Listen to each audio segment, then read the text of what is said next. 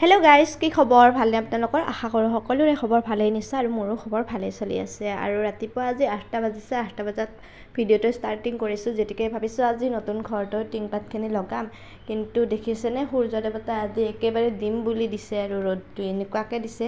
আজি ইমান ৰ'দ দিছে। যোৱাকালি কি ধুনীয়া বতৰ আছিলে, বৰষুণৰ দৰে বা মেঘামেঘি কৰি আছিলে বতৰ। যোৱাকালি মানে টিংখিনি মাৰিবৰ কাৰণে বেষ্ট আছিলে, কিন্তু মিস্ত্ৰীকেইজনে আহিব নোৱাৰিলে আৰু আজি আহিম বুলি কৈছে। আৰু আজি ভাবিছোঁ বাপৰে, আজিতো 5টা বজাতে সূৰ্য ওলাইছে আৰু সূৰ্যই আজি যিটো ৰূপ ধাৰণ কৰিছে, এই ৰূপটোত যে আজি ইমান সম্ভৱ হ'ব টিনপাত মাৰাটো একেবাৰে অসম্ভৱ হ'ব। তথাপিতো আৰু ভাবিলোঁ যেতিকে এটা সৰু সৰু স্পেচিয়েল মোমেণ্টবিলাকো ভিডিঅ'ৰ জৰিয়তে ক্লিপ কৰি ৰাখিব বিচাৰোঁ, সেইকাৰণে ৰাখিলোঁ। লগতে ভিডিঅ'টো আপোনালোকলৈ বুলিও আগবঢ়ালোঁ। যদি ভিডিঅ'টো চাই আপোনালোকৰ ভাল লাগে তেতিয়াহ'লে লাইক, কমেণ্ট আৰু ছাবস্ক্ৰাইব কৰি দিব। আৰু নতুন নতুন ভিডিঅ'সমূহ চাই থাকিবলৈ মোৰ ছাইডত যিটো বেল আইকন আছে এইটোত দবাই ৰাখিব। যেতিয়াই ভিডিঅ' আপলোড কৰিম আপোনালোকে পাই যাব। আৰু বাপৰে দেখিছেই নহয় কেনেকুৱা ৰ'দ। এনেকুৱা ৰ'দত মানে তেখেতসকলেও কাম কৰা হেন হৈছে। সঁচাকৈ মিস্ত্ৰী মানুহৰ বহুত কষ্ট হয় কাম কৰিলে, আৰু বিশেষকৈ কাঠমিস্ত্ৰীসকলে যেতিয়া এনেকুৱা আহাৰ শাওণ মাহত ৰ'দৰ ওপৰত যিটো ৰ'দৰ মানে প্ৰকোপ এতিয়া বেছি হৈ গৈছে, আৰু এনেকুৱা সময়ত যদি টিনপাত লগাব লগা অৱস্থা হয় তেতিয়াহ'লে তেখেতসকলৰ বহুত কষ্ট হয়। কিন্তু আমাকো লাগে মানে কি ঘৰটো সোনকালে ওলাব লাগে, তাৰ কাৰণে আমিও মাতি দিলোঁ আৰু তেখেতসকলেও আহিলে। হয়তো তেখেতসকলেও নাজানিছিলে ইমান যে আজি ৰ'দ হ'ব, কিন্তু ইমান ৰ'দ হ'ল, তেখেতসকলৰ অৱস্থা বহুত বেয়া।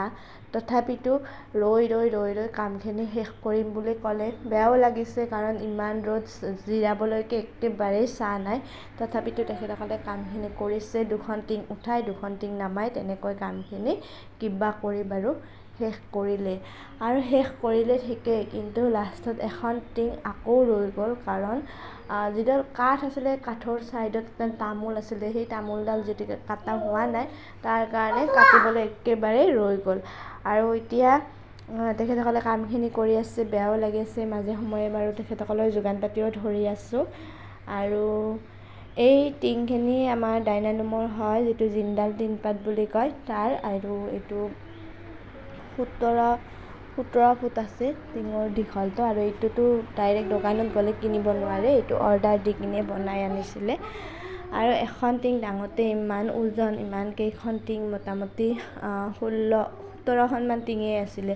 ইমানখিনি টিং উঠোৱা আৰু ৰ'দটো বাপৰে, ইমান ৰ'দ দিছিলে, আচৰিত ৰ'দ দেই। আজিৰ দৰে ৰ'দ পোৱা নাই আৰু এনেকৈ লাহে ধীৰে টিংখিনি এটা ছাইড মাৰা হৈ গ'ল, আৰু এটা ছাইডত এনেকৈ মাৰি আছে। আৰু এতিয়া মোটামুটি 4টামান বাজিছে, দেখিছেনে? 4টা বজালৈ ৰ'দ কমাই নাই, আৰু আজিকালিতো 4:30 মানলৈকে ৰ'দটো থাকিয়ে যায়।